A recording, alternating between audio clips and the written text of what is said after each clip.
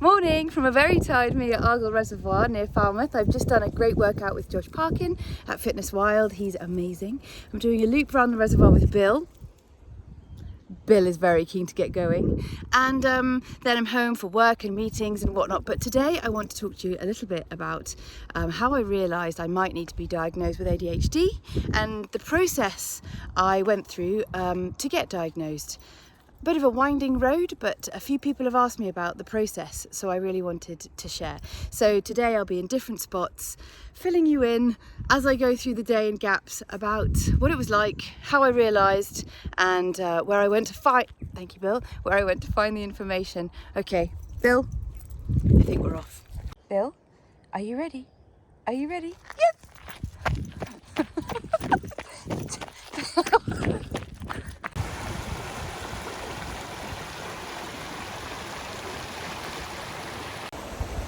I think if I'm honest, I've always known that my brain is quite chaotic. Potentially I've always been called gregarious or full of beans, and when I was younger potentially interrupting and too excitable and showing off. And those things have been quite difficult, I think, because I've always thought, oh, I'm a show-off. I don't mean to be, I just get really excited about everything and feel, like life is great and fun and an adventure. And that moved into my adult life too. Lots of adventures, lots of exciting things all the time that I'd create or join in with. And then there'd be periods of crashes, which I thought was kind of normal until it didn't feel normal, which was just before I went on the Appalachian Trail, where the crashes got more severe and the mania of the things I was fitting into my life to feel excited and good became more extreme.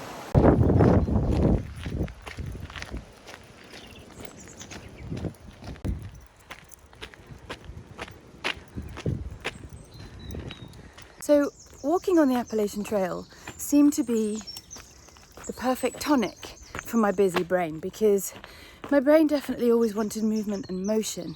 So I was filling my diary with weekends here and there and trail races and nights out and 3 jobs. And actually, to have the ability to just walk, so I was doing something every day, a clear goal. I had to do the mileage and find somewhere safe to sleep, and my body moving, so my brain was quiet, was perfect. And it was when I came back from the Appalachian Trail and then was stuck in the house, obviously as we all were, that I realised something's not right. But I wasn't sure what it was.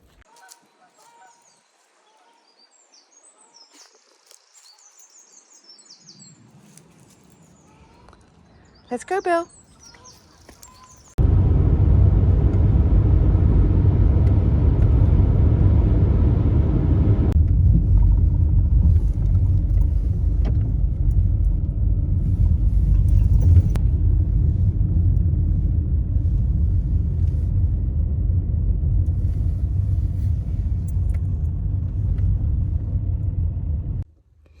So stage 2 of this is from Myla Boatyard. I am late to meet a friend for a coffee, only 5 minutes late, but one of the hallmarks for me, of my ADHD is definitely time blindness and being late for everything. So here's a really good example of one of the symptoms of myself that I noticed.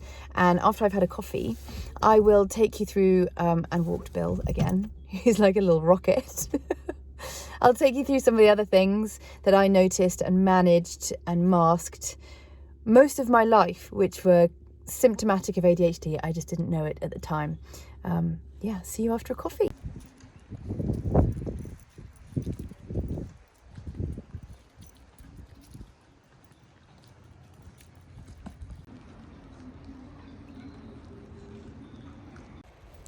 It's a bit rainy at the boatyard. I'm down at Myla.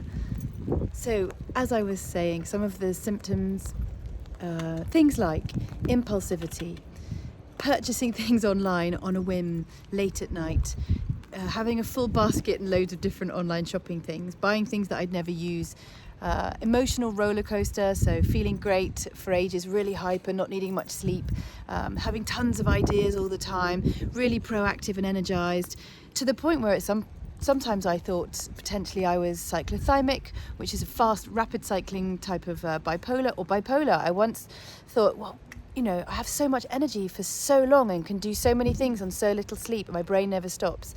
And then I'll have a crash where I'll have really low mood.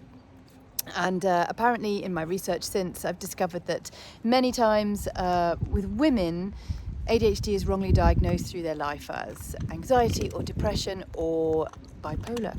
So so emotional roller coaster, that instability of emotion, huge emotion. I feel huge emotions about things, huge joy, huge excitement, but then big sadness as well. Also things like lists, constant lists, object impermanence. So if I can't see it, I forget that I even have it or it exists. So I end up buying 2 or 3 of the same things.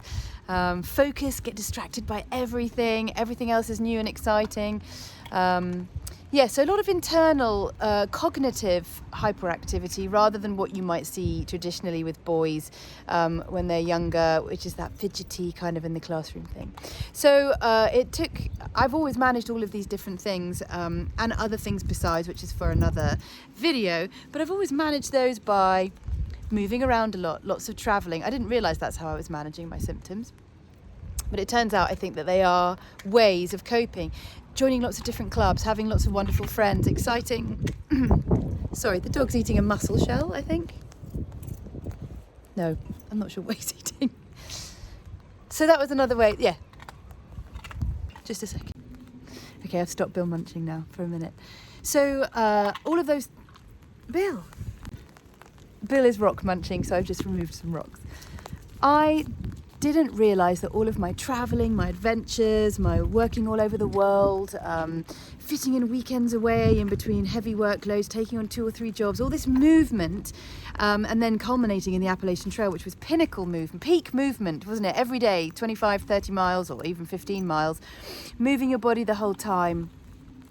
And when COVID hit, I definitely realised that something was off. In the beginning, it was okay. I was resting a broken foot from the Appalachian Trail. But, not a few months in, I realised that it was the moving around that was keeping my head straight. And suddenly my noise sensitivities became worse. My ability to regulate my emotions became a bit more tricky. I didn't feel quite right. I managed it, but something was off. And then when I finally got back out to adventure again, I realised that something had fundamentally changed for me. And that's when I found myself in Oregon in a field in a tent after having lots of wacky adventures after the CDT, after I finished and came off the CDT, I didn't finish. I realised, I'm spiralling a bit here. What's happening to me? So I asked around, put some things out on Instagram, some very honest posts about how I was feeling. And a number of people suggested ADHD and that there were lots of things that made them think that could be what it was. So I did some research and I realised absolutely it could be. All of these things that had seemed unconnected and complicated and confused in my life that I managed, but that made my life tricky sometimes, making me late or not finishing projects or talking too much and oversharing. All of those things suddenly could be explained under one umbrella, potentially. So I joined some Facebook groups to figure out, I'm not a big Facebooker, but I wanted to look in some ADHD in women groups to see what people were saying, whether it could be that or not, and to see the best places to go to try and figure out how to get diagnosed. So that was when I left America, before I had intended to, in a bit of a poor state, very poor state really, very wobbly, bit of a meltdown, to come home and to figure out whether I could get some answers. And now it's raining and Bill Murray's chewing the bench underneath me, so I shall do the next part from somewhere else. Bill, are you still munching rocks? Leave it. Bill, leave it. Thank you. Good boy.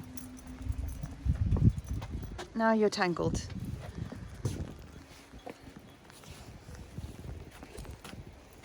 Bill, no. Bill, no. Bill, no.